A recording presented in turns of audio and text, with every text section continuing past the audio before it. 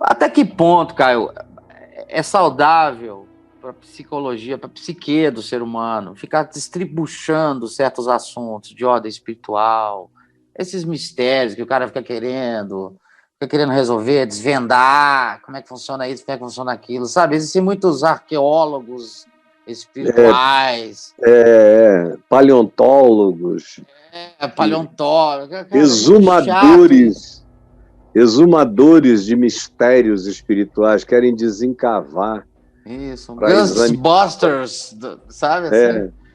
Fazer uma autópsia, exumação. E a gente vê a importância dessas questões, sabe como? O quanto Jesus não falou sobre isso. É por aí. Você vê que Jesus, que diz, eu vim do meu Pai, eu sei, vocês não podem saber. Ele só disse que a gente não tinha acesso, mas que a gente confiasse nele. Porque na casa do Pai há muitas moradas. O significado nisso há muitas dimensões, é indescritível. O que olhos nunca viram, ouvidos nunca ouviram, o que nunca subiu ao coração de homem algum, é o que Deus tem preparado para aqueles que o amam, embora Deus nos dê revelações e vislumbres dessa glória pelo testemunho do Espírito Santo em nós.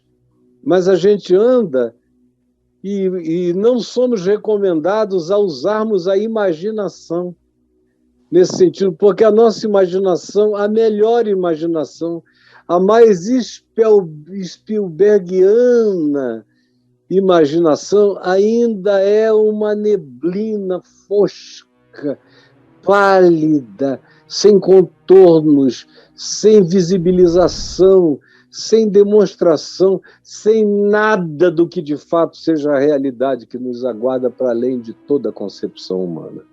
Então eu acho um exercício tolo.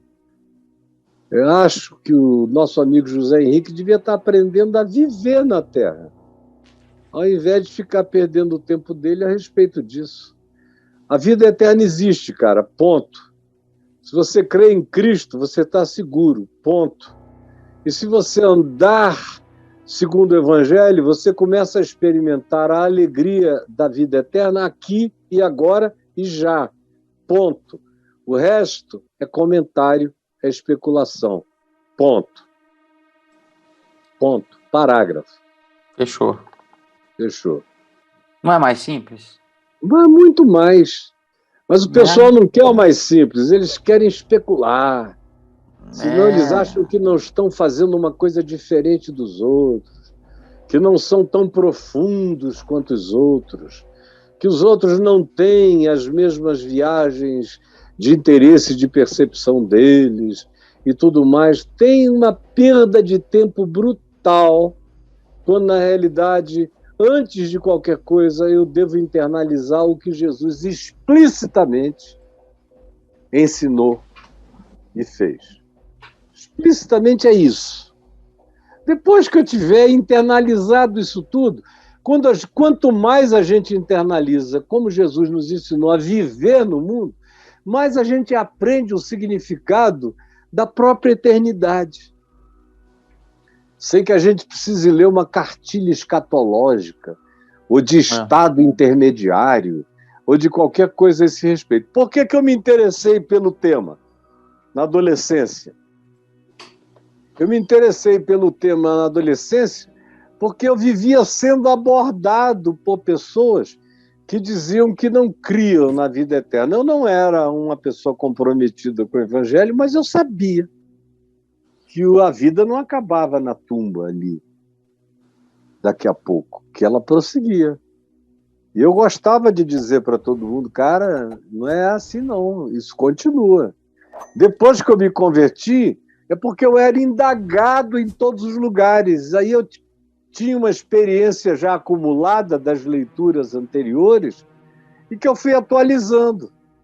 Aí quando nós chegamos no tempo em que as ressurreições aconteciam nos hospitais, ressurreições hospitalares, e que houve uma eclosão, uma explosão desses casos, eu passei a ler livros, tem vários livros.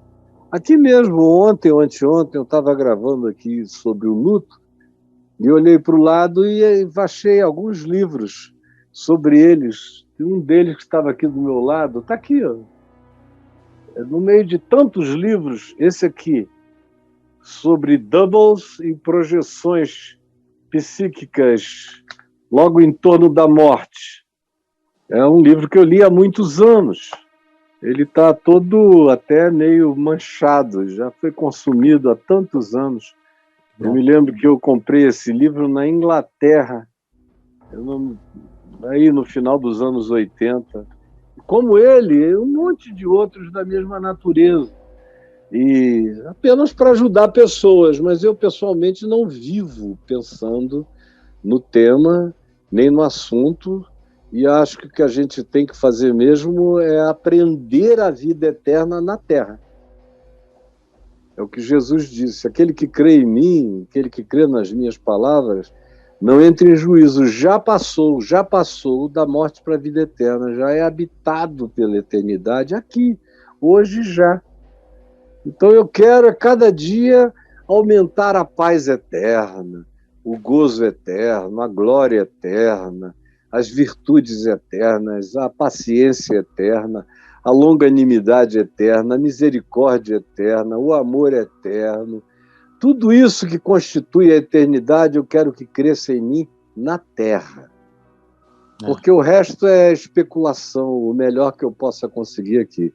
E quem, como meu pai, a semelhança de Paulo em 2 Coríntios 12, foi arrebatado, meu pai foi, e entrou nessa dimensão, voltou de lá, já repeti isso aqui muitas vezes, ficou 3 meses sem conseguir falar sobre o assunto, só chorava. Quando eu consegui arrancar dele alguma coisa, ele só disse: não dá para contar. Chorando, disse: meu filho, sabe o que Paulo disse em 2 Coríntios 12? E aí eu citei o texto, ele disse: pois é isso mesmo, mas ele estava enganado sobre uma coisa. Eu falei: o que, pai? Ele falou: ele disse que não é lícito aos homens referir. É lícito, sim. Só que eu não vou fazer isso, porque eu não tenho palavras, não tenho códigos, não tenho como me referir ao que eu vi, ao que eu experimentei. Portanto, a palavra não é lícito, a palavra é irreferível, não é referível aos homens. Não há nada na Terra que possa servir de referência, de comparação, de metáfora, não tem nada. Então como é que eu vou te contar? Porque eu não tenho nem códigos para falar, eu me tornei mudo em relação a essa descrição. Não tenho como descrever, está para além de tudo que a imaginação possa conceber. E nunca mais falou a respeito do assunto, por isso também aquela alegria que ele tinha. Desde essa experiência ele esperava a chegada dele partir. Isso aconteceu quando ele tinha mais ou menos a minha idade, 67 anos. Ele só foi morrer 13 anos depois, só foi partir. Ele passou os outros 13 anos com aquela expectação, ele brincava: estou sentindo uma coceira aqui, uma coceirinha, o que será isso? Aí todo mundo já sabia o que ele ia dizer, né? Que coceirinha. Mas quando tinha alguém de fora, ele dizia: o que é, pastor? Aí ele dizia: são as asinhas que estão crescendo, meu filho, são as asinhas. Agora elas já estão maiores, e quanto mais velho ele ficava, ele dizia: deixa eu sentar com calma para não amassar as asinhas.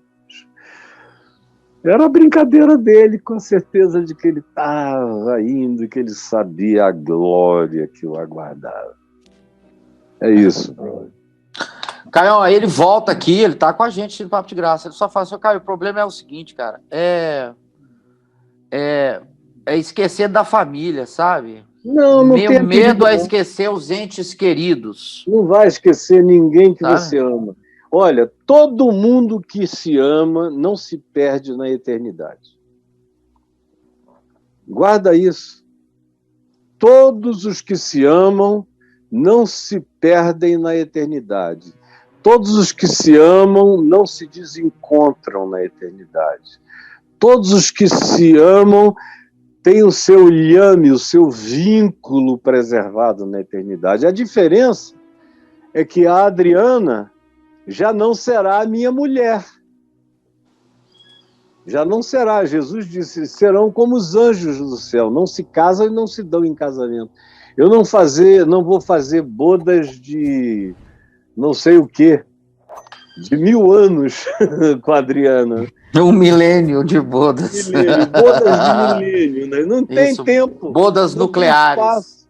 É dimensional, não tem sexo, não tem pinto, não tem ejaculação, não tem esperma, não tem gravidez. Eu serei glorificado, eu serei filho da ressurreição. Você imagina um Cristo de pau duro querendo transar com uma crista? Não.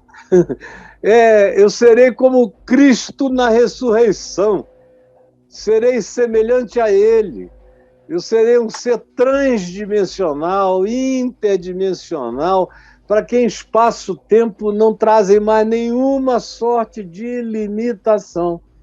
Mas eu não vou esquecer o amor, nem os amores, nem os amados, e aqueles que amam a Cristo, com certeza absoluta se encontram e não se perdem. Aqueles que amam o que Cristo ama e mandou amar na vida, com certeza absoluta não se perdem.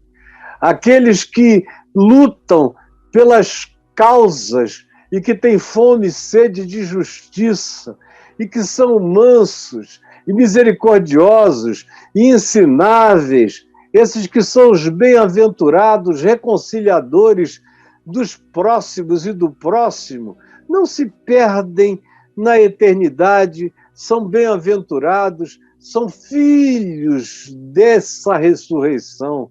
Esses não se perdem uns dos outros jamais, de modo nenhum. Então, por favor, seus filhos estarão lá, já não como filhos. Já não, fulano, pega aquilo ali para mim, não tem mais essa, cara. Nem tem mais essas limitações, é que você pensa na eternidade como se fosse uma vida imortal, ao invés de ser uma vida eterna. Vida imortal é vida de vampiro. Vida eterna é uma vida transdimensional. Ela já passou da morte, a morte já virou um detalhe. Aquele que crê em mim, Jesus disse, que vive e crê em mim, não morrerá eternamente. E todo aquele que já tiver morrido vai ressuscitar. Então não se preocupe.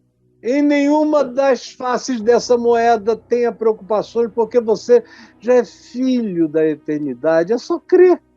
Se vocês crescem na palavra de Jesus, no que Jesus diz, vocês não teriam dúvida de nada, porque tudo que interessa à vida foi dito e está dito. Mas vocês não leem, não estudam a palavra, não veem, ficam especulando, e aí perdem muito tempo. Até mesmo se tivessem ido ao meu portal, Experiência de Quase Morte, vocês iam ver a abundância. 200 vídeos aí falando a respeito do assunto, só respondendo perguntas. Porque eu mesmo, raramente, de mim mesmo, de moto próprio, propus o tema. Mas respondendo perguntas, eu já respondi centenas de pessoas. Só aqui no YouTube, fora na vida foram milhares. Tá bom? José Henrique, um beijo, querido.